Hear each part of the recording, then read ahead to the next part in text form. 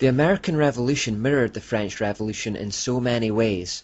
They occurred around the same time, many key figures were involved in both, they clearly influenced one another and were both fought along the same lines.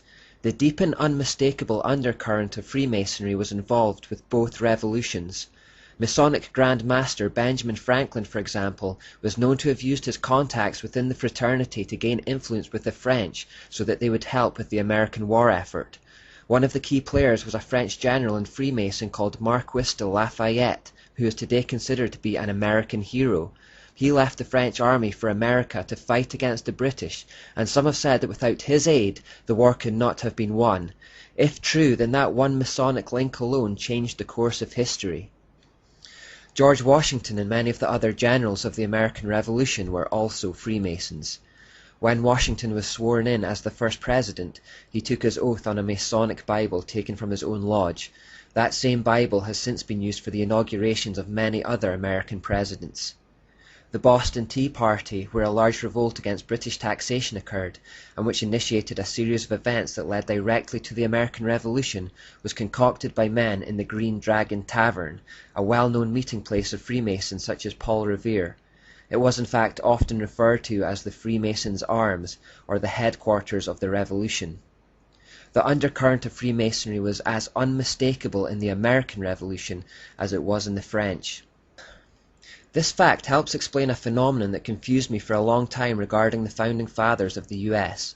I had always believed that the Founding Fathers of the United States were Christians.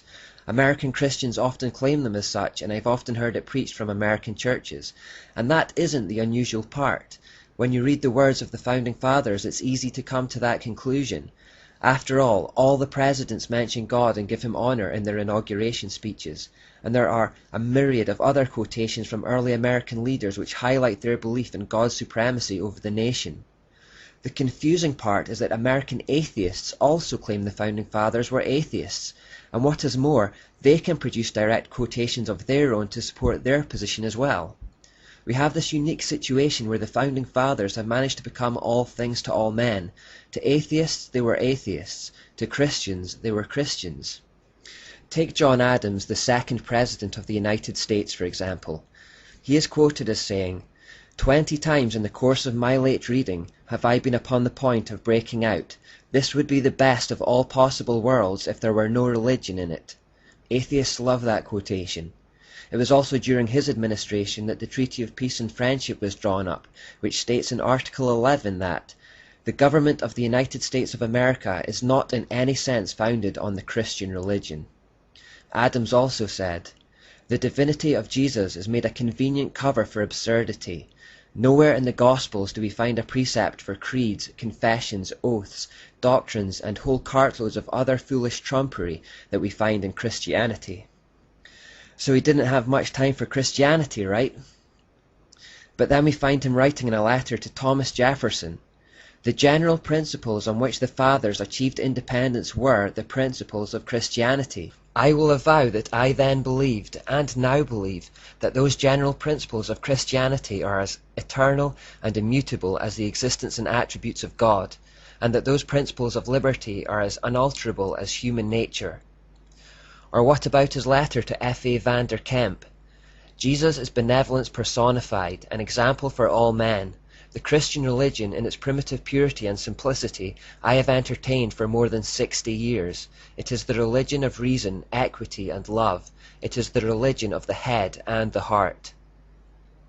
So we have direct quotations that appear to disparage Christianity, and then others that appear to praise it, and it's the same for many other Founding Fathers.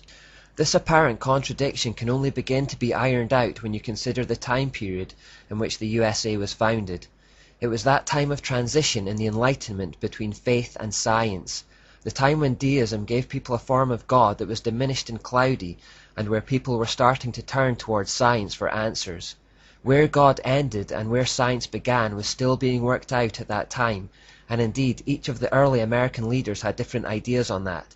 It's wrong to think that they were all of the exact same mind, all atheists or all Christians. The majority of the Founding Fathers of the United States stood somewhere between atheism and Christianity. They were in fact mostly deists or slight variations thereof. Many of them were also Freemasons. John Adams was actually a Unitarian, which was an outworking of deism. He believed all religions to be rooted in the truth. Thomas Jefferson, on the other hand, leant far more towards the atheistic end of the scale. The influence of deism explains why many of the early American leaders liked loose terms such as divine providence when referring to God. It's through the fuzziness of deism and the transitional period of that time that the founding fathers of the United States have become all things to all men. They defined the Constitution in both religious and secular terms. There's no doubt they respected many of the ideals of Christianity and that they were heavily influenced by Christian ideals, mostly believing it to be the best of all religions. But there is also no doubt that many of them refuted Jesus' claim to be God and denied the outright authority of Christianity above other religions. Benjamin Franklin openly voiced his doubts about the divinity of Jesus, for example. And it's also frustratingly clear when reading the words of the Founding Fathers that when they referred to the corruption of Christianity, they were in fact thinking of the corrupt Catholic Church. Many of them had fallen into the trap of thinking that Catholicism was a natural outworking of the Bible. It was their bid to escape those oppressive hierarchical systems of Europe that led them to want to water down the Bible and the idea of God. Because of their differing beliefs about where God ended and where science began, they also differed about how much God intervened with his creation. Some thought God did and some thought he didn't. It's exactly because of that cloudy transitional period between God and science that quotes can now be cherry-picked from the Founding Fathers to support both religious and secular worldviews. One true benefit America did have in those early times, however, was the influx of Puritans escaping religious persecution in Europe. Although they are often caricatured today as being plain, boring and colourless, if the United States has anyone to thank for their Christian heritage and the moral goodness upon which the country was built, it is that people group above anyone else.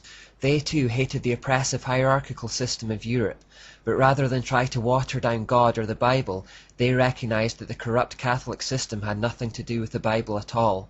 They were intent on staying true to what they read in their Geneva Bibles, and I believe it was their godly influence on the nation in those early years, along with the residual influence of the principles of Christianity through the Founding Fathers, that was a major driving force behind America's prosperity and blessing.